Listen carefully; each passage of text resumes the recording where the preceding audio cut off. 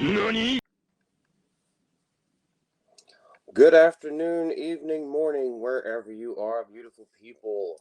It is Multi with a GCA. Today, I want to talk about the first two episodes of the Fallout TV show.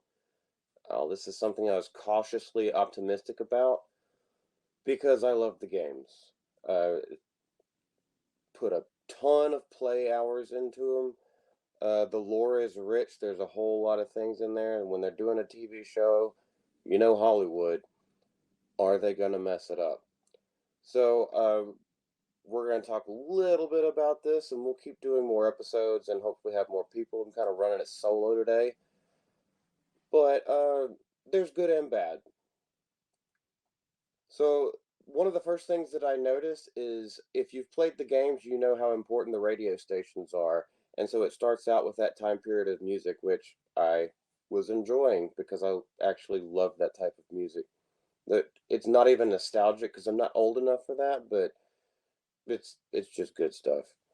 So the title card came on. I was like, okay, I might actually be excited about this. Cool. Let's see what they got going on. There's going to be some nitpicks in here and also some praise because it's pretty even keeled, at least the way that I see it. So first thing I noticed, the sound design was a little off, and that continues throughout the first two episodes we've watched so far. The sound design's a little wonky. It does feel a little cheap. It sounds a little cheap. However, I will say that the main actors, the woman who plays Lucy, and also Walter Goggin, who you might recognize from shows like Sons of Anarchy or Justified, who plays the Ghoul, um, terrific actors. And they have their own characters too, that so far are staying true to their character. They haven't broken it yet. So hopefully they keep on with that. Um, what I didn't like, or what, there's a lot of things I didn't like, but one thing that I didn't like and immediately stood out is when you're introduced to the vault lifestyle, they, it seemed like they just had to make a point that she had been fucking her cousin for 10 years and wanted to actually procreate for the vault. But she's also in a lesbian relationship with her pregnant best friend. That started to take me out pretty much immediately. It's like, why the hell do we have to talk about sexuality?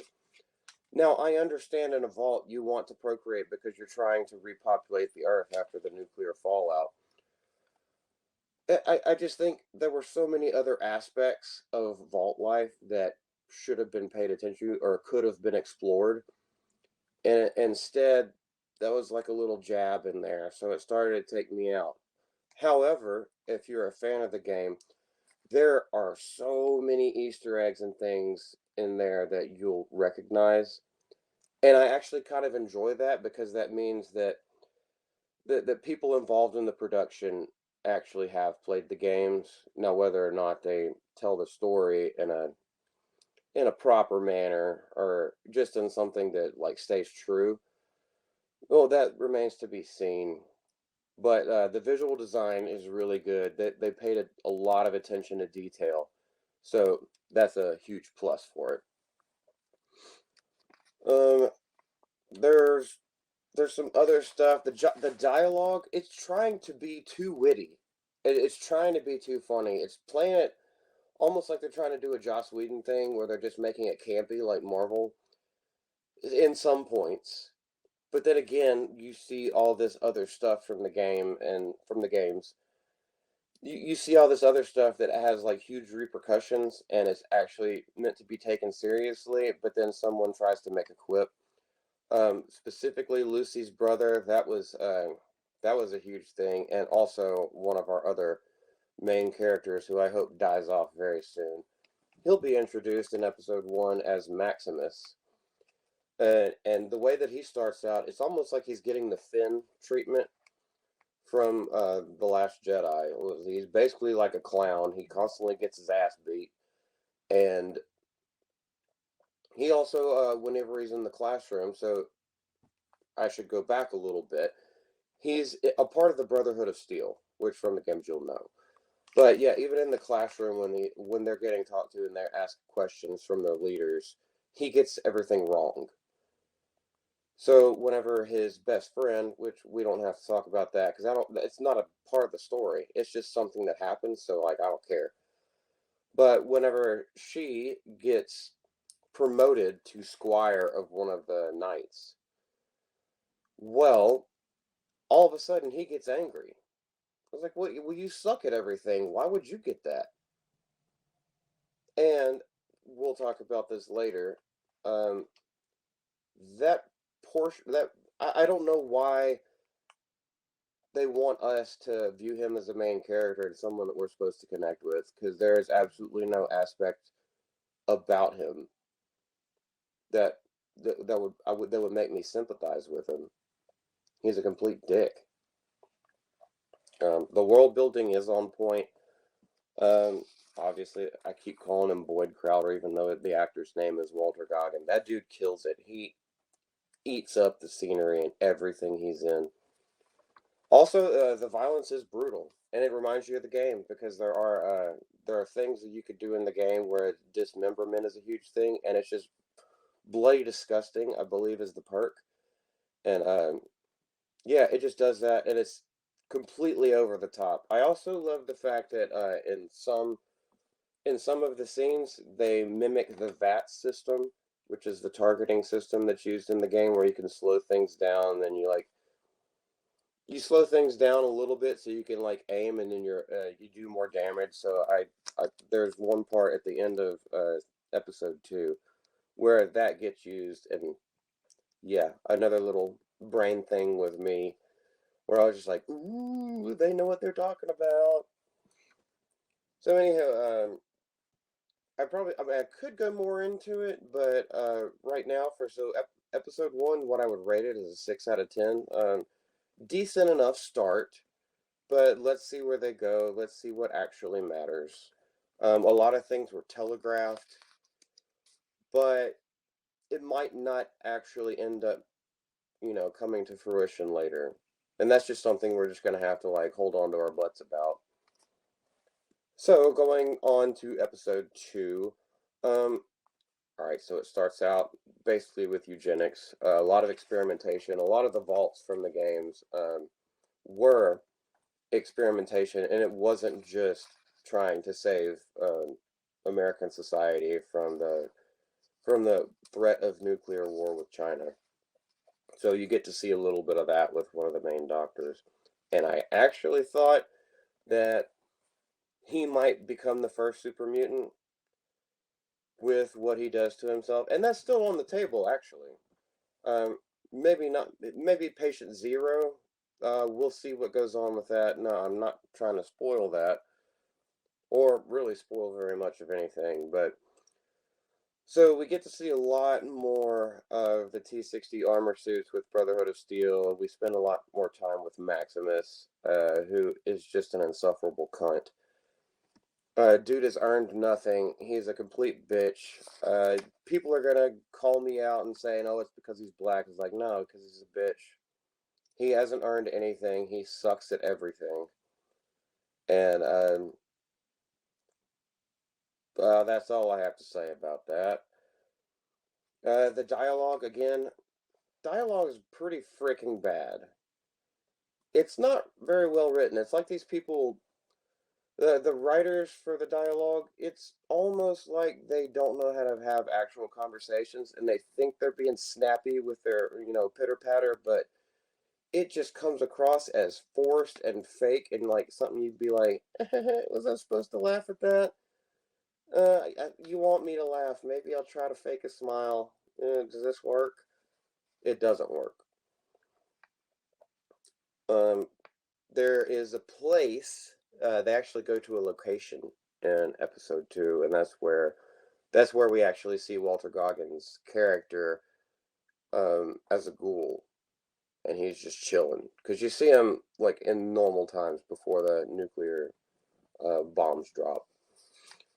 And at first I was like, "Is that Megaton? Oh, please tell me they put Megaton in here."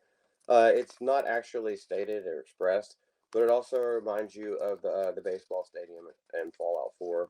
I saw little things from both sides, so another piece of world building that I think they're doing pretty well. Um, the just getting into effects a little bit, it does the color palette. It's like need to use a couple of filters because the effects look cheesy. It almost looks like, especially with the Brotherhood of Steel's armor suits and their jetpack. It almost looks like they've got Baby Yoda in a metal suit, just on a string, like on a marionette, like just lift them up and setting them down.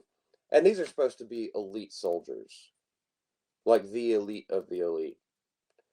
So, I mean, that part always takes me out of it. And speaking of the color, it's a little bit too bright. We're supposed to be in a nuclear wasteland, and it looks too clean. So I think they should grime it up a little bit. I mean, I obviously when you're in the vault, it should be like just pristine 4K, everything is proper and in its place. But then when you're actually out in the wasteland, it should look way more grimy than it does. People aren't even sweating or even have dirt on their eyebrows or anything like that. No smudges on the nose, Ron Weasley.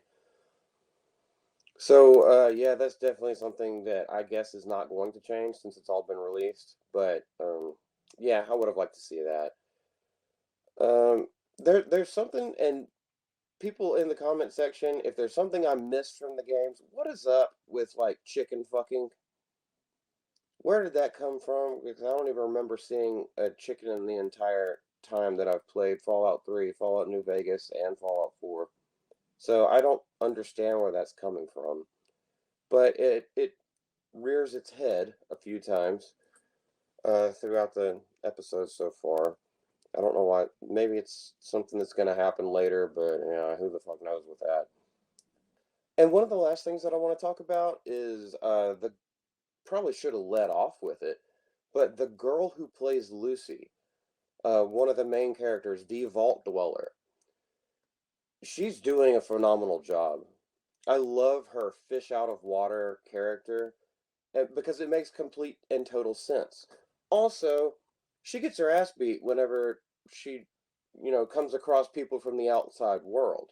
When she comes across the Wastelanders and everything like that, and first gets into a fight, yeah, she gets tossed around. So she is not a Mary Sue, and her character is specifically stated in what she's good at, what she is proficient at, what she feels like she's proficient at. So it's almost like the skill tree, the special SPECIAL acronym in the beginning of the games. So I do love that as well, and I want to see more of what happens with her because she's very likable. Maximus is a cunt, and the ghoul, Walter Goggins' character. Oh my gosh, he's definitely gonna be um, the star. Well, maybe not the star. He's definitely going to be the fan favorite. You can already tell that. One last thing that I want to say. You can tell that this was made by the guy who show ran Westworld. And I know only season one of Westworld was good and half of season two, but you can. I could draw parallels with the way that this is shot and the storytelling that they're trying to convey. So, if you were a fan of Westworld, at least when it began, I would definitely say it's worth giving it a shot, at least for the first two episodes. We will be doing more.